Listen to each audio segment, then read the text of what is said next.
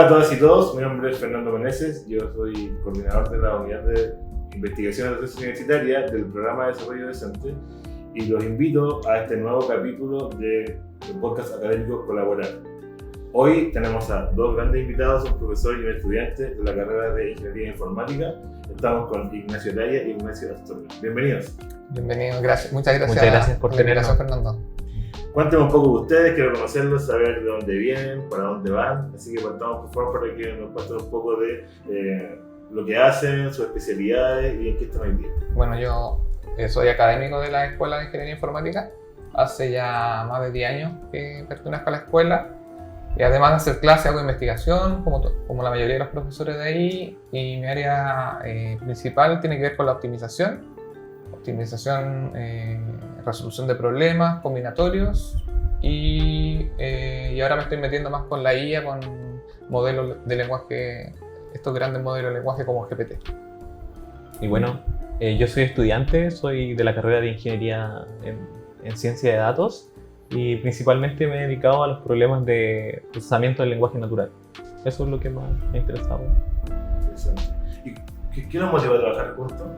¿Cómo llegó a generarse esta conexión de trabajo, de proyecto? Bueno, todo comenzó en un curso en estructura de datos. Ahí yo conocí a Ignacio.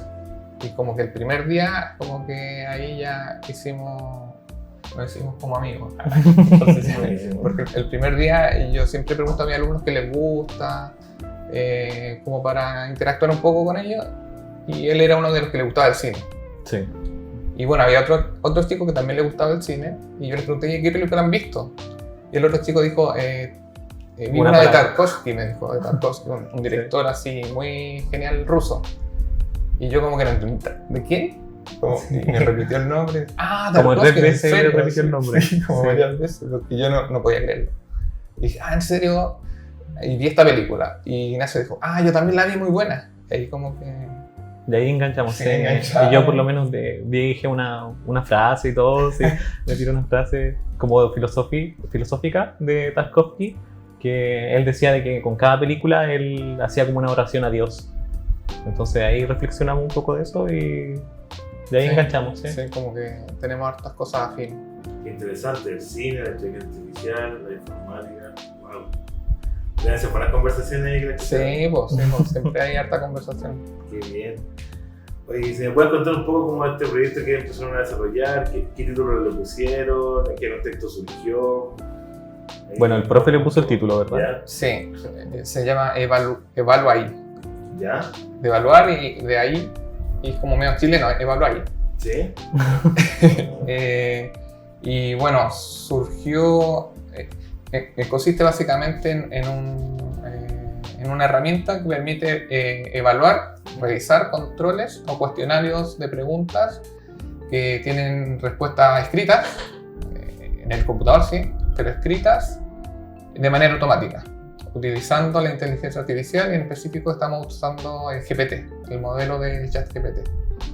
Y bueno, surgió a raíz de que aparecieron estos modelos. Cuando aparecieron yo dije, hay que usar estos modelos para hacer cosas, ¿cierto? Y también surgió porque a mí no me gusta mucho revisar. No me gusta mucho revisar pruebas, no. Siempre evito revisarlas, pero en el fondo siento que a veces cuando uno revisa, o pasa muy seguido que uno revisa muy bien la prueba, pero el alumno después como que ni siquiera ve la revisión o no lee lo que uno pone. Entonces como que uno, la mitad del tiempo revisando, como que yo considero que es como perdido, porque la mitad de los alumnos no van a quizá ver sus comentarios. Entonces, lo que yo hacía antes también era hacer la prueba y que ellos mismos se revisaran. Había una clase de revisión con pauta, entonces ellos se podían corregir y decían, se ponían sus puntajes y después yo hacía como una revisión encima, así más rápido. Y entonces se me ocurrió hacer esta herramienta que automáticamente los alumnos contestan, inmediatamente se manda la respuesta al GPT, evalúa y incluso le entrega una retroalimentación en que se equivocaron y un puntaje. De ahí más o menos surge esta idea. Buenísimo. Y en tu caso, Ignacio, como estudiante, ¿cómo fue tu participación en esta etapa en que estaba esta idea de generar el proyecto? Bueno, primero tuve una interacción, se podría decir, con estos modelos lenguaje que me llamaron mucho la atención. Y ahí como que partió mi curiosidad, fui indagando. Todos los días me conectaba a ChatGPT en la primera semana cuando salió para ver qué se podía hacer con él y cuáles eran como los límites. Y nosotros discutíamos sobre esto y como que ahí el profe me comentó la idea y partimos trabajando, o sea, con un prototipo inicialmente y hasta hoy en día.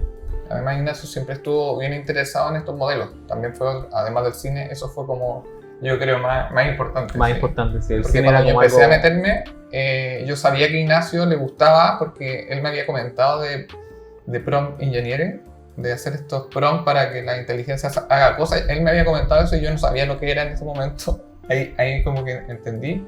Y cuando necesité a alguien que me ayudara con el proyecto, pensé al tiro en él y se lo ofrecí y empezamos a trabajar. De hecho, igual enganchamos también por una foto que recuerdo ahora, que teníamos cada uno un grupo que hacer en estructura de datos. Y bueno, yo lo hice con el compañero que había visto justo la película de Tarkovsky y le llamamos al grupo Stalker como para hacernos reconocidos. Sí, pues. Y ocupamos como un fotograma de la película con inteligencia, o sea, ocupamos un fotograma para luego pasarlo por inteligencia artificial y crear una nueva foto para hacerlo como el logo del grupo. Y ahí como que el profe cachó también que sabía de prompt engineer como para llegar a hacer eso. ¿Y cómo es la respuesta hoy de esta aplicación que ustedes han ido desarrollando? ¿Cómo la ven sus pares o sus compañeros del curso en este caso, o las personas que han logrado interactuando? ¿Cómo reaccionan cuando ustedes les muestran algo que pareciera que pueden resolver varias situaciones relacionadas con el tiempo, con la evaluación, o con tener cosas de manera oportuna? ¿Cómo reaccionan las personas cuando le muestran? Bueno, lo hemos probado principalmente en el curso de estructura hace 2 años. Yo creo que yo partimos antes desarrollando como un prototipo antes de ganarnos el proyecto de desarrollo docente y la probamos en el curso. La segunda vez, que fue la más exitosa, digamos, porque fue más en tiempo real, los chicos tenían que hacer su prueba en el Moodle, en el aula virtual.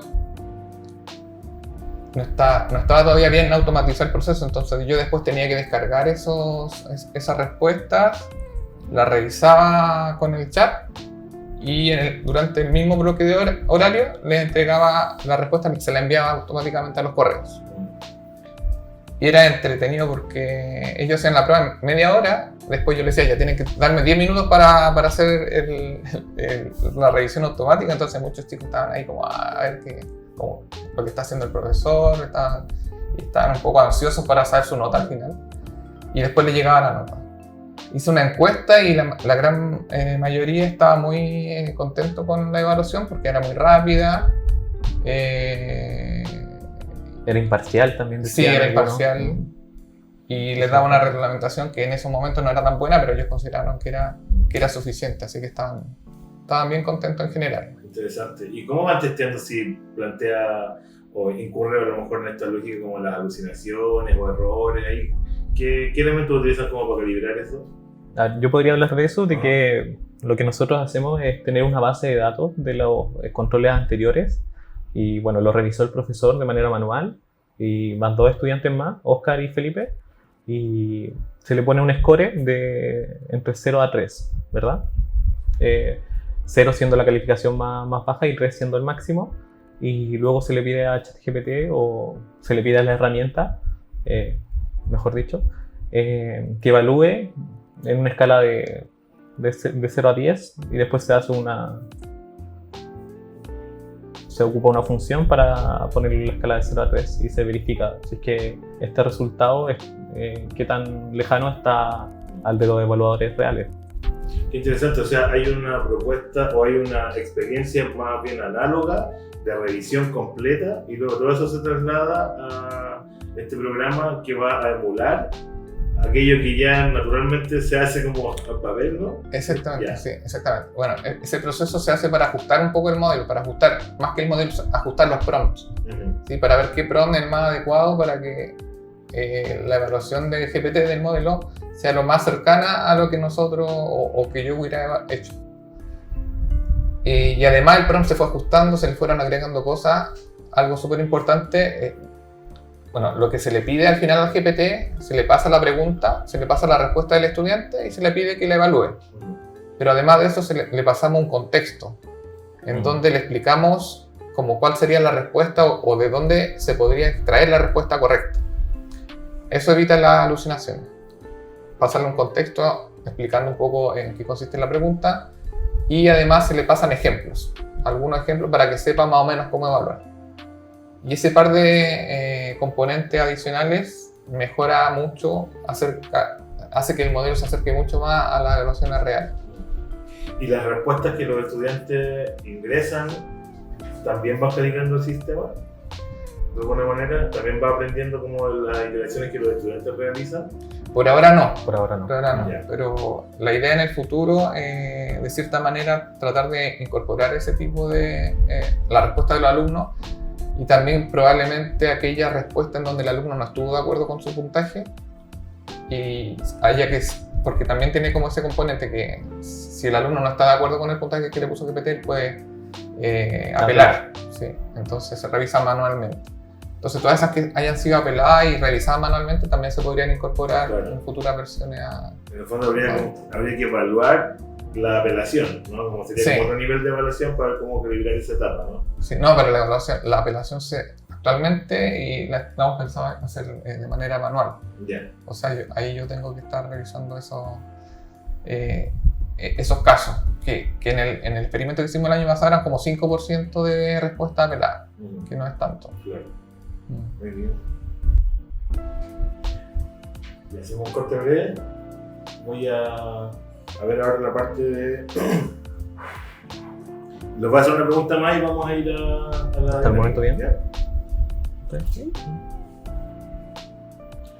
Bueno, lo que quería hacerle ahora es respecto a, ya que han conformado este equipo, que el profesor ha trabajado con estudiantes, ¿has logrado compartir con otros académicos de la misma unidad académica este proyecto? ¿Cómo lo ven? ¿Te han dado sugerencias? ¿Te han dado ánimo para continuar? ¿O has recibido críticas? No sé, como que puede ser bastante amplio ese panorama, ¿no? Pero ahora ya pensando en cómo en tu unidad académica se ha visualizado esta experiencia de proyecto.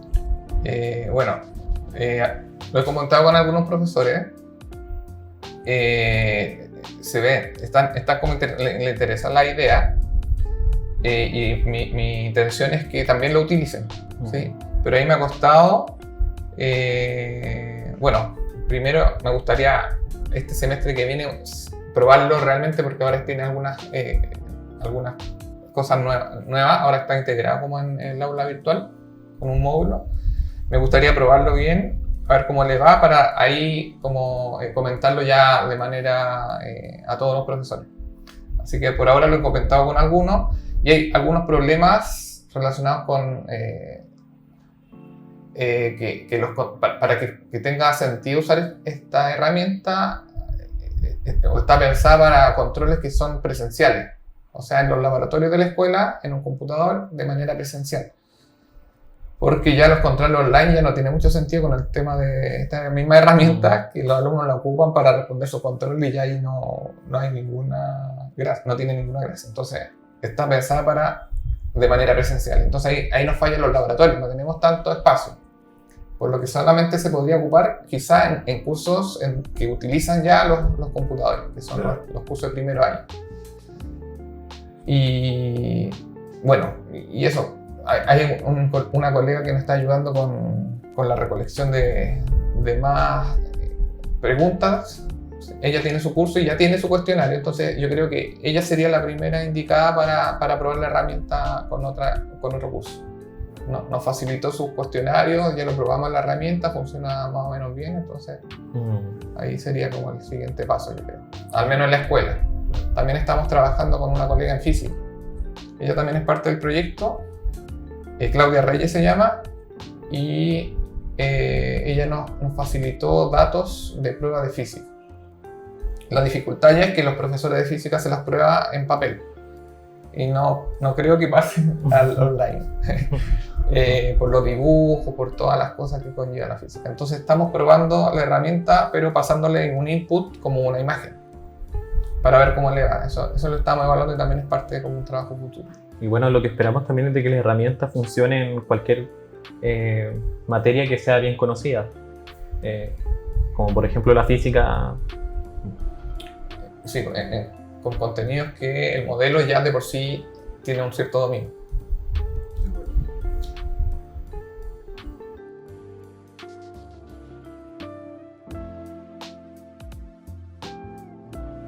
Bueno, continuamos con esta entrevista que estamos realizando al profesor y el estudiante Ignacios, ambos de la Escuela de Ingeniería Informática. Recordarles que estamos en el programa de desarrollo docente, Casa Central, tercer piso. Estamos al lado del gimnasio. Si en algún momento escuchamos alguna barra, alguna celebración, es porque estamos en vivo trabajando acá en este espacio que hemos construido junto con el equipo para tener un estudio lo más acorde a lo que estas instancias necesitan, ¿ya? Así que a continuación vamos a hacer una dinámica muy breve.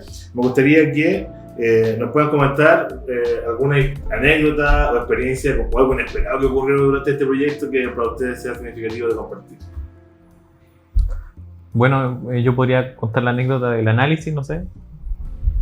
¿Puede ser? Sí, puede ser, de que nosotros pensábamos de que había algo que nos iba a mejorar la herramienta, que era incluir un análisis previo antes de dar un score y dentro del prompt.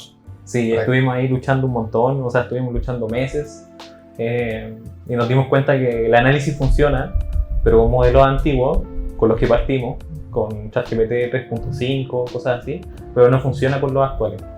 Sí, estuvimos mucho tiempo peleando con el análisis, porque obviamente tenemos el prompt, ¿cierto? Entonces, análisis quiere decir que le decimos una instrucción adicional al ChatGPT para que reflexione un poco antes de poner una nota, por ejemplo, que analice bien la respuesta del estudiante para que, y paso a paso, para que encuentre algún error que tiene o algo.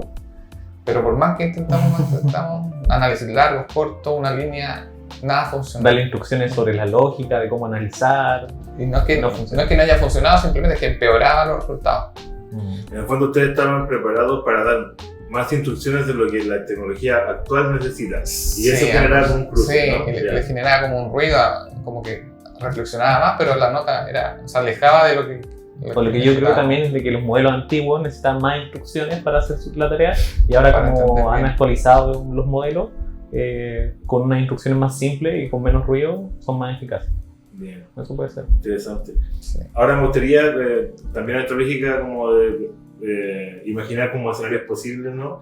Que nos puedan, a propósito de este proyecto, reflexionar un poco y contarnos ¿qué cosas ustedes cambiarían en la educación superior a propósito de este proyecto? ¿Qué cosas a lo mejor vieron como desafíos, cosas por mejorar y que ustedes tuvieron así como la posibilidad de decir esto quiero que cambie y que se transforme? ¿Qué propondrían? A mí me gustaría que mejorara el hardware de la escuela. Eso puede ser como que pusieran algún servidor con algún hardware potente para correr estos modelos de lenguaje. Eso, sí, en general como la infraestructura, sí, también como el espacio, más computadores. ¿Qué otra cosa? Bueno, pensando en el futuro de esta herramienta, me gustaría que se pudiera integrar fácilmente al aula o a ese tipo de framework, de entornos, para que sea fácil de utilizar. Actualmente hay como un tutorial para utilizarla, pero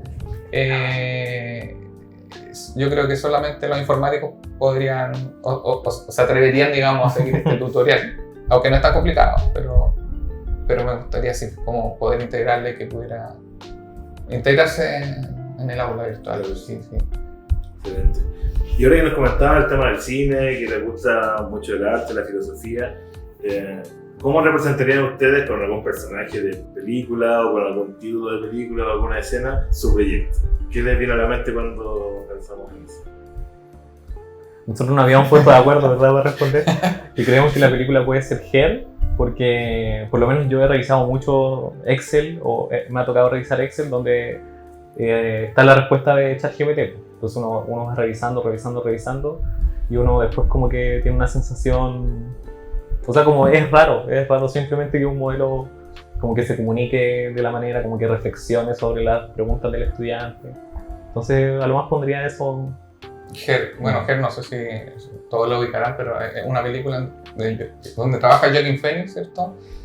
Que instala un nuevo sistema operativo, y este sistema operativo tiene inteligencia artificial, que es muy similar yo encuentro que es muy similar a GPT, De hecho, pero la diferencia es que tenemos... el CEO es el Sam Altman, que se llama, el de OpenAI, como que tiene la idea de replicar la ¿sí? película de la vida real. De hecho, trató Ya. de copiarle la voz a Scarlett Johansson para ¿sí? que hablara con muchas veces. Sí, bueno, y este sistema operativo habla. Entonces, más que uno escribir nada, como que uno conversa con él y que se actualice y todo. Y bueno, el protagonista de la película se empieza a enamorar como de su sistema operativo, ¿cierto? Y ahí se pone buena. Es interesante porque en el fondo estas tensiones como entre la vida analógica y lo digital, sobre todo con la irrupción de la inteligencia artificial, han puesto en duda todas esas representaciones que teníamos, ¿no? Y ha ido cambiando radicalmente. No, sí, yo he reflexionado harto, no en relación al proyecto, pero en relación como a la inteligencia artificial y también pensando en esa película que es como bastante cercano a lo que podría ocurrir. Sí. Incluso el tema de las relaciones, uno puede como tener una relación o no con una IA, ¿cierto? Porque la IA emula también el rol de las personas, o habla a veces, uno se pone a hablar y es como si fuera otra persona. Pasa el test de Turing. Sí. Totalmente.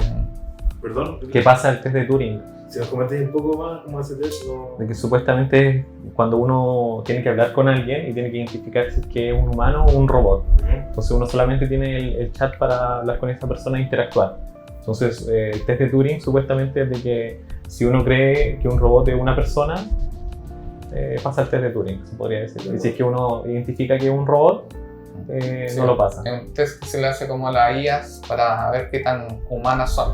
Ya es controversial, sí, el test, pero bueno. Entonces hay varios expertos que chatean con IAs y tienen, o IAs y personas, y tienen que Sí, ver si identificar. qué es una persona o una IA. Hay muchas personas que no pasan el test. Sí, es verdad. Se considera que son, pensaron que eran una IA. ¿no?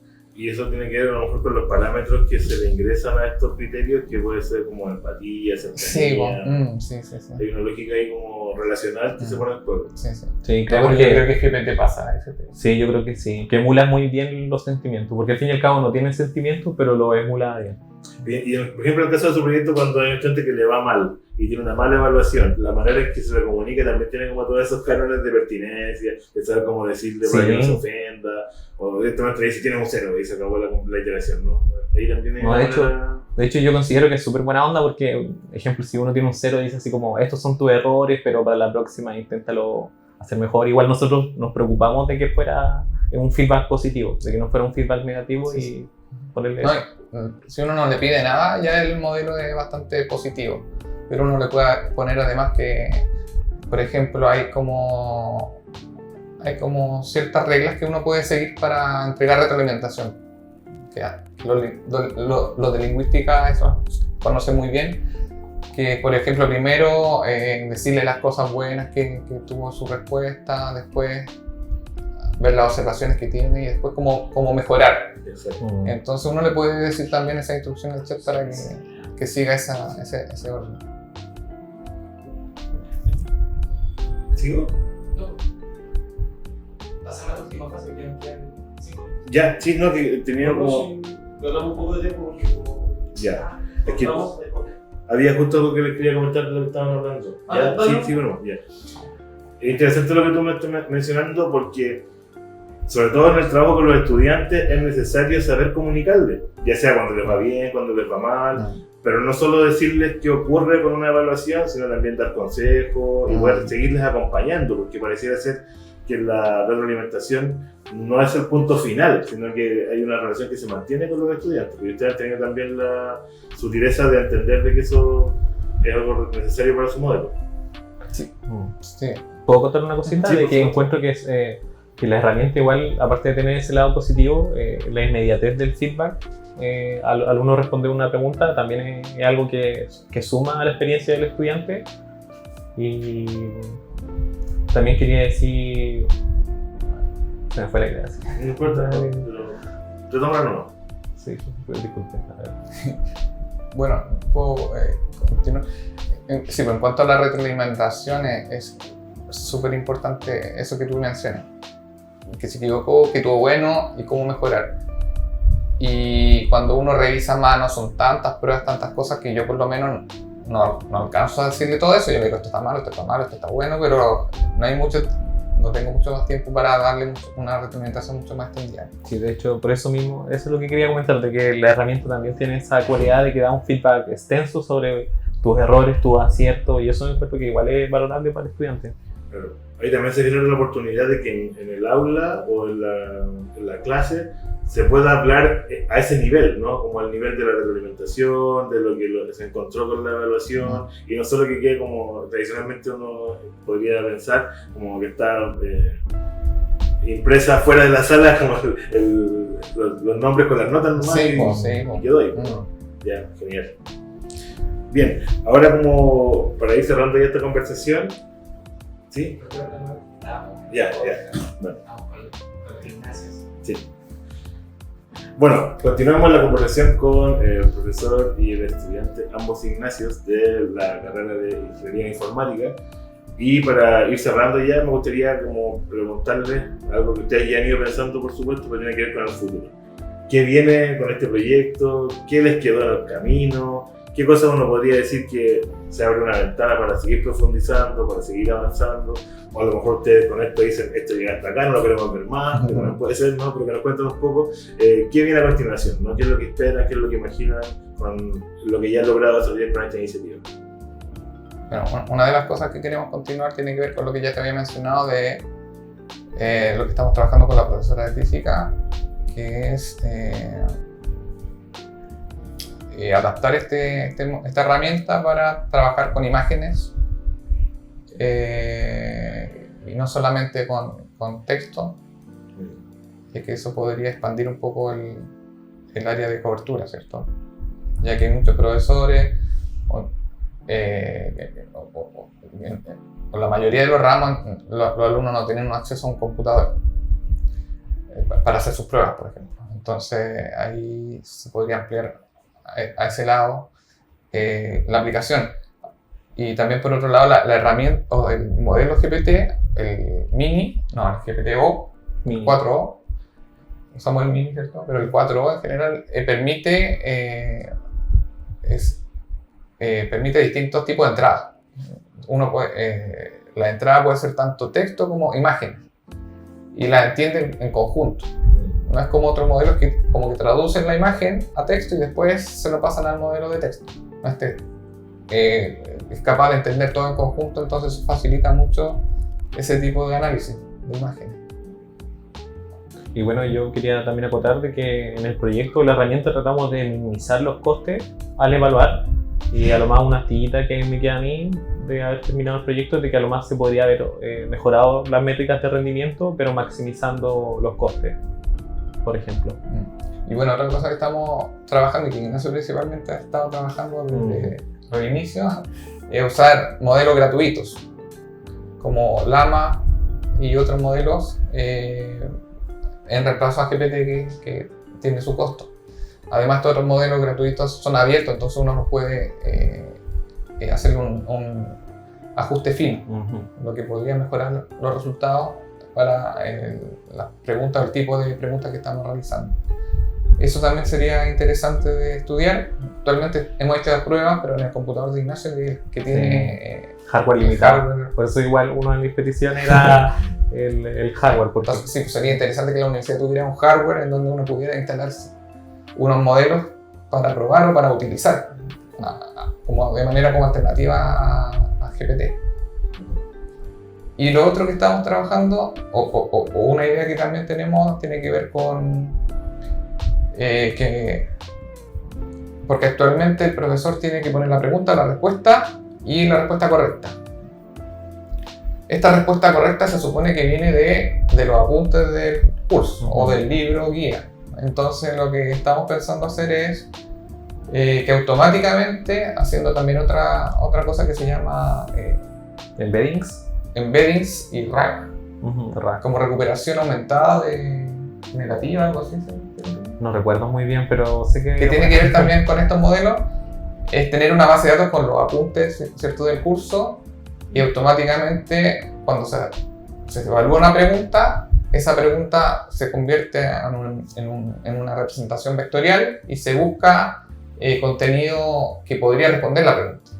Y ese contenido se adjunta al prompt y eso ya sería como de dónde sacar la respuesta para que el GPT no alucine ni nada. Entonces ahí el modelo solamente necesitaría preguntas y respuestas. Ya no necesitaríamos más información para que evaluara. Muy interesante. Sobre todo esta idea de que estas iniciativas, a pesar de contar con financiamiento y a veces se requiere tener dinero para trabajarlo, aún así existen alternativas gratuitas, como lo que están señalando, para que también los estudiantes puedan ir teniendo la posibilidad de conocerla y también los colegas también puedan conocer esta experiencia y sobre todo estas aplicaciones que, más allá del costo o no, son abiertas y se pueden ir compartiendo experiencia en comunidad. Bien, les agradezco haber participado en este episodio de hoy. Muchas gracias, Ignacio. Espero que les vaya súper bien en lo que queda ya de vacaciones que vamos a salir en febrero y que sea un excelente 2025. ¿Ya? Muchas gracias, Fernando, por la invitación y gracias al equipo acá de Desarrollo Docente. Muchas gracias.